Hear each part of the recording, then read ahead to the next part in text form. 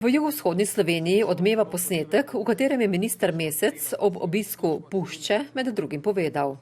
Medtem ko imamo na Dolenjskem župane, ki so župani že 20 let, pa sploh še niso bili v romskem naselju, je tukaj nekaj povsem običajnega, da se podžupan, ki je bil danes tudi z nami, oglasi na kavi v Pušči, župan pa medtem ko otroci čakajo na šolski avtobus, otrokom razdeljuje pice. Nad trditvijo smo ogorčeni, je neresnična in žaljiva, je odziv županov Dolenjske in Bele krajine. Hoče kazati s prstom na nekoga drugega in mislim, da s tem bi lahko razumeli, da želi prikrivati tudi rasno neučinkovitost. Predvsem pa se postavlja pod vprašaj, ali je to še partnerski odnos. Puščo sem pač dal za zgled, miri minister.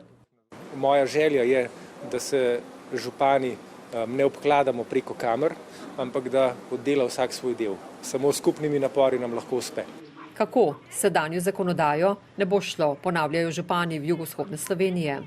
Se pač delo večini romske populacije ne izplača zaradi sistema socialnih transferjev in vseh ugodnosti, ki jih s tem dobiš. V moji občini opažam tudi že, da večinsko prebivalstvo ugotavlja, da se ne splača več delati in to me skrbi. Tako da ne želim samo na Rome, pravzaprav imamo tudi problematiko še kje drugje.